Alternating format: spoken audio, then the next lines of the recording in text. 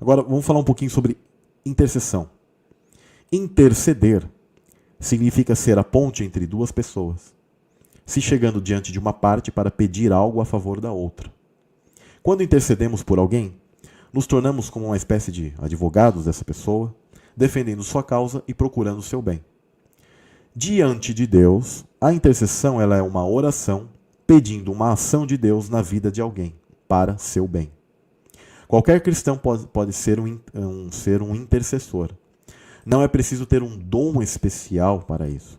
Quem ama Jesus pode orar a Deus em favor de outras pessoas. Isso faz parte da missão de cada cristão e é um passo muito importante na evangelização. A gente tem Efésios 6, do verso 18. Tá? Só que você jamais intercede por alguém que já morreu. Aí vamos elucidar o que significa também confessar. O que é confessar? Muitas pessoas pegam textos e traduções tendenciosas para criarem ideias e teorias erradas. Entre católicos, eles dizem que é contar pecados a um padre, buscando uma absolvição. Ou seja, confessou ao pároco suas más ações. O padre confessou o moribundo. No sentido correto e bíblico, tá? Significa contar ou reconhecer algo como verdade, né? Em prejuízo próprio. Confessou à polícia o crime. Um exemplo. Tá? Revelar-se ou declarar-se. Tá? Deixar notar ou transparecer, denunciar, revelar. Um exemplo. Os olhos confessam o que a boca nega. Ou professar alguma coisa. Ele diz agora que confessa o credo protestante. Ou seja, não está confessando o pecado, ele está professando algo. Tá? Então existem vários sentidos. Como as Bíblias foram geralmente traduzidas por católicos e eles gostam de rezar por um morto, eles se amarram, gostam de falar sobre purgatório. Essas traduções elas ficaram para os protestantes de maneira tendenciosa e os protestantes praticamente aderiram a um purgatório por tabela ao confessar pecado de quem nem está mais na terra para supostamente quebrar uma maldição. Tá? Ou seja, isso aí é um purgatório, pessoal. A única diferença é que eles não assumem que o morto será salvo, mas eles estão buscando um favor para um vivo que herdou uma maldição por tabela. Né? Eles estão tentando quebrar alguma coisa que tem a ver com um morto. Então vamos orar e meditar corretamente na palavra para a gente não cair nesse tipo de erro, tá, pessoal? Vamos dar aqui mais um exemplo, tá? Deixa eu colocar aqui. Hoje, então virou essa moda no mundo evangélico e agora está virando moda nos espertos, pessoal, no Instagram, em tudo quanto é coisa, ficam compartilhando, né, essas coisas, na tentativa de justificar os cristãos que estão passando por algum tipo de dificuldade, tribulação, tá? Prestem bem atenção.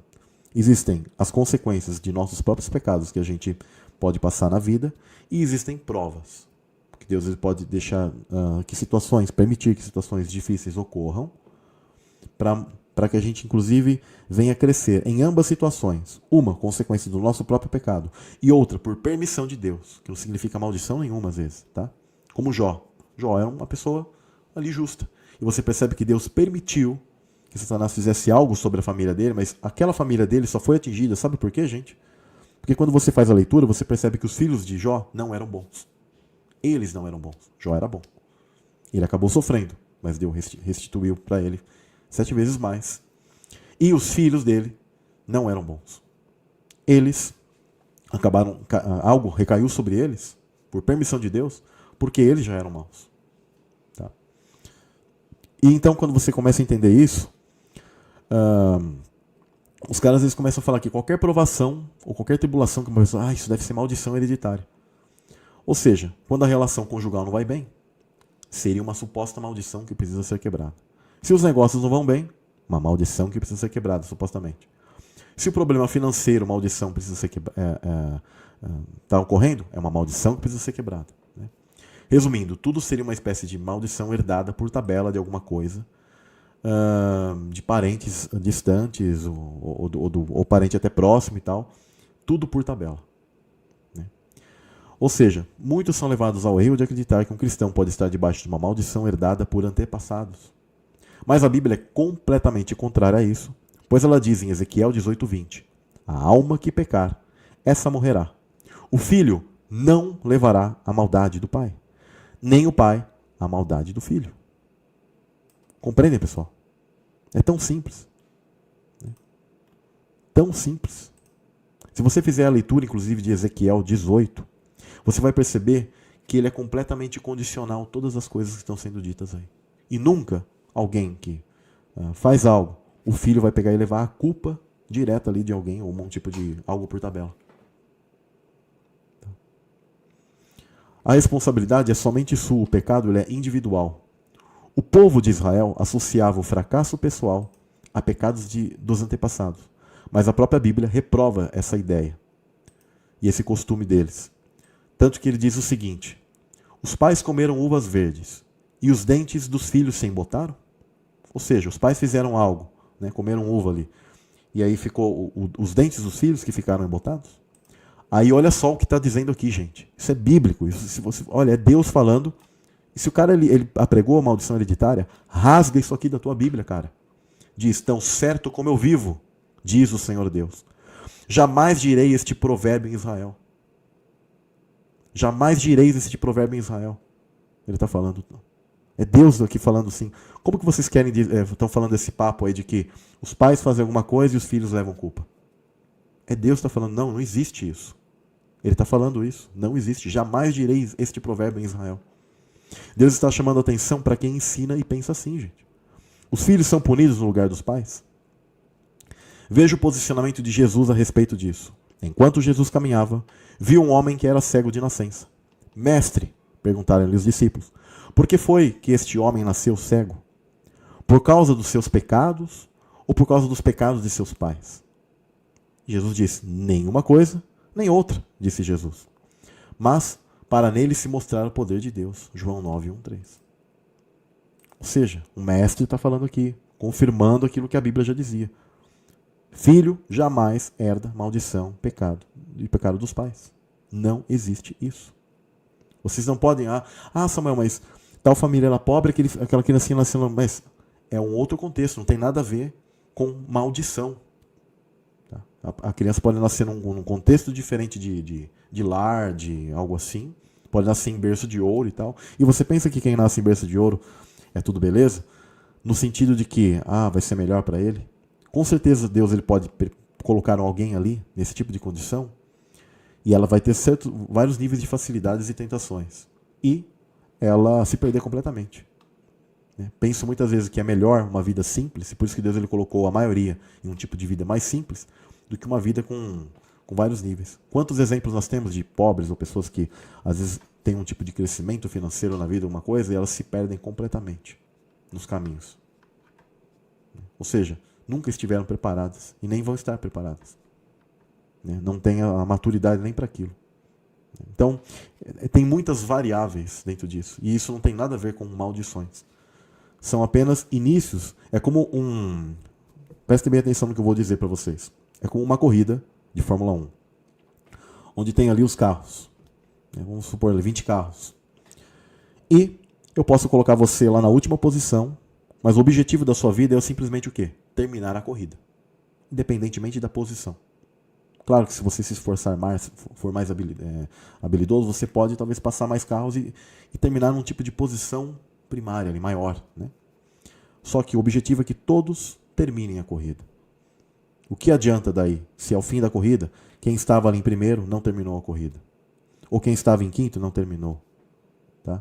Então, a nossa vida, ela simplesmente, talvez você é colocado numa posição X, mais ali atrás do grid de largada, né? Ou um pouco mais à frente, está em quinto, em sétimo, em 21º. Mas a grande questão é como você vai administrar a corrida da sua vida. Então, prestem bem atenção nisso, tá, que eu estou comentando. Para que vocês não confundam essas ideias com esses papos que os pastores estão falando por aí. E que está entrando no meio dos espertos e na maioria da galera. Tá? Nós temos que pedir perdão pelos pecados de nossos antepassados? Jamais. Tá? Então, você deve pedir perdão pelo teu pecado. Pelo teu pecado. Coisas espirituais de antepassados jamais recaem por tabela sobre a tua vida. Tiago ah, verso, verso 5 ao 16 diz o seguinte: portanto, confessem os seus pecados uns aos outros e orem uns pelos outros para serem curados. A oração de um justo é poderosa e eficaz. Olha só, tem caras que pegam esse verso, vou ler novamente. Portanto, confessem os seus pecados uns aos outros e orem uns pelos outros para serem curados. A oração de um justo é poderosa e eficaz. É importante que vocês percebam, pessoal, que o termo confessar do texto não é qualquer pecado aleatório. Tem gente que está usando isso aqui para justificar, inclusive a Igreja Católica, justificar padre. Né? Então eles dizem o seguinte: por que eu tenho que conversar com um padre?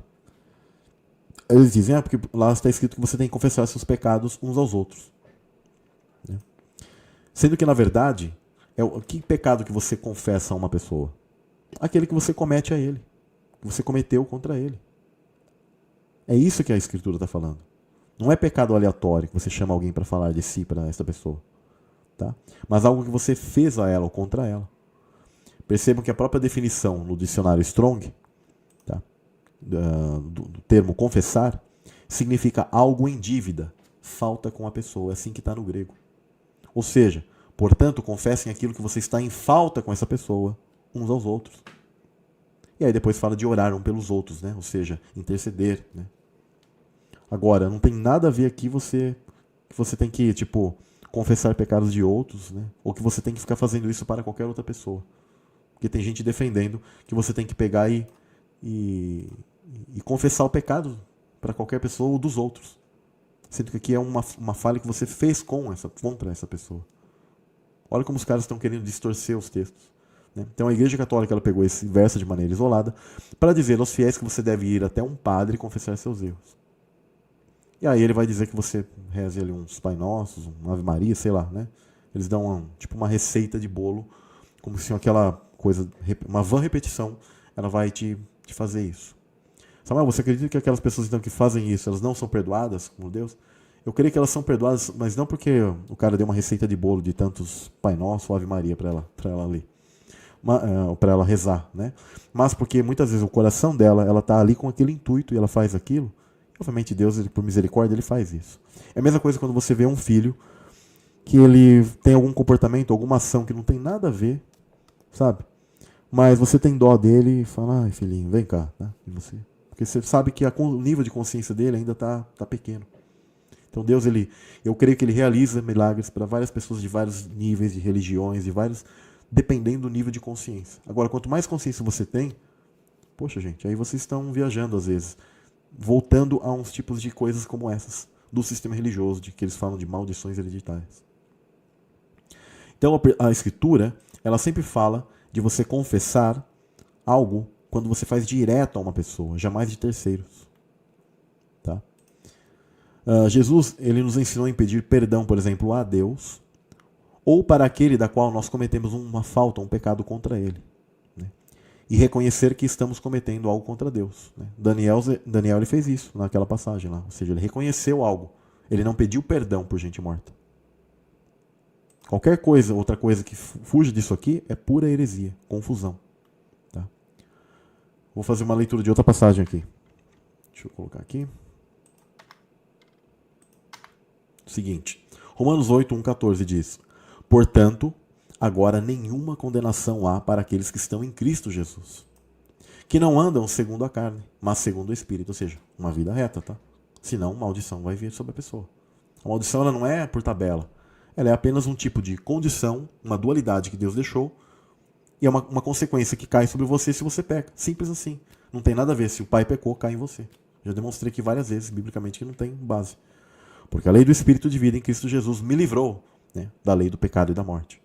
Porquanto o que era impossível a lei, ou seja, a lei do pecado, não é a mesma aplicação da lei do Espírito de vida, tá, pessoal? Visto como estava enferma pela carne, Deus enviando o seu Filho em semelhança da carne e do pecado, pelo pecado condenou o pecado na carne, para que a justiça da lei, a lei do Espírito de vida, se cumprisse em nós. Depois um dia eu posso explicar sobre essas questões de lei para vocês, né? Porque às vezes o pessoal fala que a lei de Deus era má, né? Reparem que, inclusive, existem 2 níveis de aplicação de lei. Tá? Uma lei nunca abolida, que é só obedecer, E a lei do pecado é a parte dessa mesma lei de Deus, mas ela se aplica para quem desobedece. Não sei se vocês entendem aqui, vou falar de uma maneira simples. Quando fala sobre nos livrar da lei do pecado e da morte, é da consequência daquilo que é você que está pegando o direito legal para que aquilo caia sobre você. Compreende, pessoal? Não é que a Bíblia está falando que vai te livrar da lei lá do Velho Testamento. Aquilo está sendo aplicado e vai ser aplicado até o fim dos tempos. Tá? Ou seja, Deus vai apedrejar? Sim, ele vai jogar pedras sobre todos os pecadores no fim dos tempos. O que ele está dando é apenas um tempo. Então o que ele está falando é que a lei do Espírito de vida em Cristo Jesus me livra, ou seja, se eu segui-lo em espírito e em verdade, vai me livrar da consequência daquilo que já está estabelecido por Deus e nunca foi abolido, inclusive. Compreenderam um pouco desse verso? Só para a gente ir em outra parte. Então, em Ezequiel 18:20, ele deixa bem claro que o filho não levará a iniquidade do pai, nem o pai levará a iniquidade do filho. A justiça do justo ficará sobre ele, a impiedade do ímpio cairá sobre ele. Tá? Então, o verso de Ezequiel deixa tão claro isso. Tá? Jamais um filho herda a maldição de pai. Deixar aqui uma pergunta também interessante, que é aquilo que eu já comentei com vocês num trecho ali da live. Né? Reparem que os textos da Bíblia eles sempre são condicionais. Tanto as bênçãos como as maldições. Nada pega em você automaticamente por tabela. Deus ele pode mostrar até consequências de uma quarta geração e aquilo que eu já falei para vocês. Quando a gente estuda sobre telegonia, aquelas coisas, Deus pode permitir ativar por epigenética um filho do maligno até em 4 gerações. Não é que um filho herdou tipo maldição do pai. Mas Deus vai castigar o pai, nascendo um filho do maligno para ele. E ele vai sofrer com aqueles filhos. E ainda aquilo pode se estender por 4 gerações. E isso aqui também, pessoal, está mostrando também uma analogia de Deus, onde ele diz assim, olha, eu posso permitir que algo maligno venha nascer em 4 gerações, né, uma maldição recai ali e filhos do maligno venham a nascer, só que eu também, o pessoal não lê o verso de baixo, como eu disse. Deus abençoa em 1000. Então, as pessoas que seguem a Deus, ele vai permitir que também pessoas boas venham a nascer em 1000 gerações. E aqui está mostrando a grande questão do X, da questão disso aqui, é a análise de que, assim como ele castiga em número 4, ele abençoa em número 1000. E a galera só lê aquele versinho lá e fica falando que aquilo é automático, que não é bíblico. Né? Fica falando que aquilo é automático e não lê o verso de baixo, que fala de 1000. Que seria 996 vezes mais forte que o contra o 4 ali. E aí, como que fica? Eu vi acho que quase 20 vídeos. Eu falei, deixa eu ver se todos vão falar a mesma coisa. Todos falaram esse mesmo versículo, tá, da Torá, e nenhum deles leu de baixo. Não é incrível, cara? É como papagaios repetidores. Nenhum leu o versículo de baixo. Vou fazer aqui a leitura para vocês. Então, Êxodo 34. A gente vai terminar agora essa parte. O que guarda a Passando, pois, o Senhor perante ele, clamou: o Senhor Deus misericordioso e piedoso, tardio em irar-se, grande em beneficência e em verdade, né? Que guarda a beneficência os milhares e que perdoa a iniquidade, a transgressão e o pecado, e o culpado, o culpado não tem por inocente. Que visita a iniquidade dos pais e os filhos sobre os filhos dos filhos até a 3ª e 4ª geração. Tá? Mas, ou seja, ele abençoa em milhares.